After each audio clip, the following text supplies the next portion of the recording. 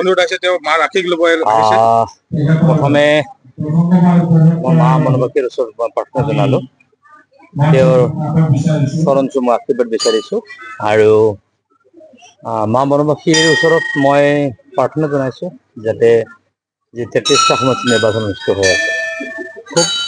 শান্তিপূৰ্ণভাৱে ভোটটো হওক নিৰ্বাচনটো হওক আৰু ৰাইজৰ কোনো ধৰণৰ অশান্তি নহয় অসুবিধা নহয় আৰু খুব শান্তিপূৰ্ণ আৰু সম্প্ৰীতি আৰু সংহতিৰ মাজেৰে সমন্বয়ৰ মাজেৰে ভোটদান প্ৰক্ৰিয়া হৈ যাওক তাকে আশা প্ৰকাশ কৰিছোঁ আৰু তেখেতৰ আশীৰ্বাদ আমি 33টা সমষ্টিত যি প্ৰতিদিন আগবঢ়াইছোঁ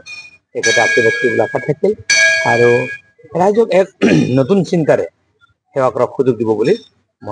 আমি আশাবাদী আৰু সেইটোকে মই প্ৰাৰ্থনা জনাইছোঁ। 33টা গ'ল দিব 3টা জিকিলে গ'লটো দিয়াৰ কথাটো এই মুহূৰ্তত মই নকম কাৰণ মই আগতে কৈছোঁ আমাৰ গলকিপাৰজন বৰ ধুনীয়া আমাৰ ডিফেন্স খেলাটো বৰ ধুনীয়া আৰু আমাৰ লেফ্ট আৰু ৰাইট দুইটা হেণ্ডতে ইমান ভাল স্ক'ৰাৰ আছে এনি টাইম আমি মাৰাডোনাৰ লেভেলত খেলটো খেলোঁ গতিকে মাৰাডোনাৰ সন্মুখত আমাৰ ষ্টেট প্লেয়াৰে কেনেকৈ গম পাব নোৱাৰিব বোলে গতিকে সেইকাৰণে ভাবোঁ আমি 33টাতে আমি সুন্দৰভাৱে গ'ল দিম আৰু স্ক'ৰিং কৰিম আৰু তাৰ ফলাফল ৰাইজে নিশ্চয় দেখিব আজি মই এটা মন্দিৰৰ সন্মুখত আছোঁ গতিকে কাকো মই তিৰ্যক মন্তব্য নিশ্চয় কৰিব খোজা নাই 4 তাৰিখলৈকে অপেক্ষা কৰক আৰু তাৰ সকলো খবৰ নিশ্চয় ওলাব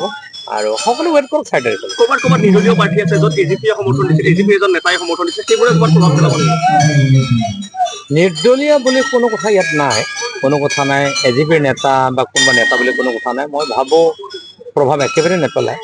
কাৰণ লাষ্ট নিৰ্বাচনৰ লাষ্ট 3টা দিন যদি আপোনালোকে চাই দেখিবলৈ পাব যে ভোটাৰ ৰাইজ আজি যথেষ্ট সচেতন ভোটাৰ ৰাইজে জানে যে যাৰ নেতৃত্বত চৰকাৰ হ'ব যিটো দলৰ নেতৃত্বত চৰকাৰ হ'ব যদি তাত এটা যদি আজি নিৰ্দলীয় প্ৰাৰ্থীজন যদি মানুহক ভোট প্ৰদান কৰে তেতিয়াহ'লে গম পাব যে তাত যাৰ দল নাই তাত উন্নতিও নাই যাৰ দল নাই তাত কোনো চিন্তাও নাই যাৰ কোনো দল নাই তাৰ কোনো পৰিকল্পনাও নাই তেনেকুৱা এজন ব্যক্তিক যদি ভোট প্ৰদান কৰে সমষ্টিটো ক্ষতি হয় সমষ্টিটোৰ উন্নয়নত বাধাপ্ৰাপ্ত হয় মানুহে গম পায় আৰু সেইকাৰণে ভোটাৰ ৰাইজ সচেতন আৰু মই ভাবোঁ এনডিএৰ নেতৃত্বত যৌথ সংগ্ৰাম সমিতিৰ নেতৃত্বত পুনৰ চৰকাৰ হ'ব কাৰণে ৰাইজে সহযোগিতা আগবঢ়াইছে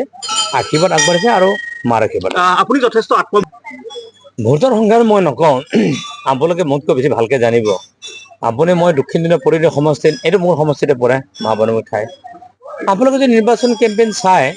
মইতো বিভিন্ন সমষ্টিতে সময়টো দিছোঁ মোৰ সমষ্টিত কমকৈ সময় দিছোঁ সময় দিব পৰা নাই প্ৰায়খনো দুখিত কিন্তু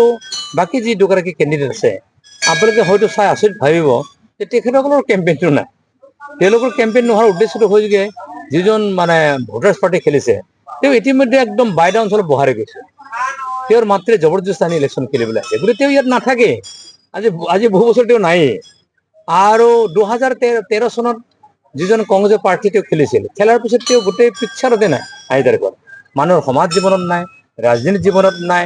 আৰু ৰাজহুৱা কাম কাজ ব্যৱস্থাবিলাকত নাই আৰু